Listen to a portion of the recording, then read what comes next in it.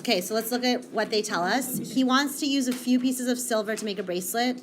Some of it is 80% silver and the rest is 66% silver. Altogether, he needs 30 grams of 70% silver. How much of each alloy? So how much of the first percentage of silver and how much of the second silver? Okay, so what are the two variables we should define here?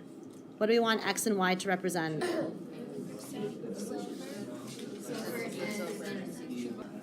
So let X represent the number of grams he needs of the 80% silver. So I'm just going to call it the first alloy because it's said of each alloy. And then let Y represent the number of grams of the second alloy, which was the one that was 66% silver. Okay, does that make sense for the first part? Altogether, he has 30 grams of material to use. So he has a certain number of grams of the first kind and a certain number of grams of the second kind. Altogether, how heavy is it? 30 grams. So X plus Y equals 30. That's the first equation. Okay? He needs 80% of however many grams he uses is going to be the first kind. So how would you represent 80% of something? 0.8x plus he needs 66% of the second kind is silver, 0.66y, but altogether, I'm going to use a different color here, he's using 70% silver of the 30 grams of the bracelet. 70% of that is silver.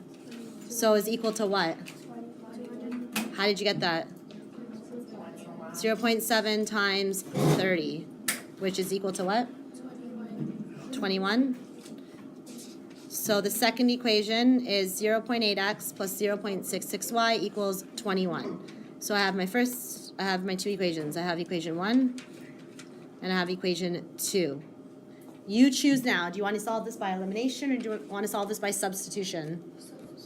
Okay, so I'm going to choose substitution method. So did you guys isolate x or y? You isolated x? Y? So I'm going to rearrange equation 1 to isolate y. Y is equal to 30 minus x, right? I'm bringing x, getting rid of it, becomes subtract x. So if I'm saying that y is equal to this, I'm going to plug that into my second equation where I see the variable y, correct? So it's going to be 0.8x plus 0.66. Instead of writing y, I'm writing the value of y, which is 30, take away x. And all of that is equal to 21. Okay, so I have 0.8x plus, that's 19.8, you said? And then 0.66 times negative x is negative 0.66x equals 21. Collect like terms, so I have 0.8x take away 0.66x. What does that equal to? Pardon?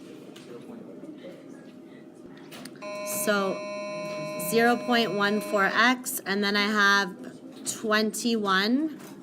And if I get rid of that, it becomes take away 19.8. What's 21 take away 19.8? 1.2. To isolate for x, we divide both sides by 0.14. What's x equal to? 8.6? Oh, you rounded it. So approximately 8.6.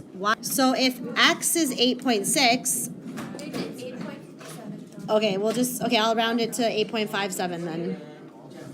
Because the back of the book says 57. Okay, so x is 8.57. Does it matter which equation you plug that value into, 1 or 2? Which one should you plug it into? The first one, because it's way easier to solve for y. So x plus y equals 30. That means that 8.57 plus y equals 30. So what's y equal to? 30 take away 8.57 is equal to 21.43, approximately, because we rounded both of them. So he needs, what was it, 8.57 grams of the first alloy and 21.43 grams of the second alloy. Made with Doodlecast Pro.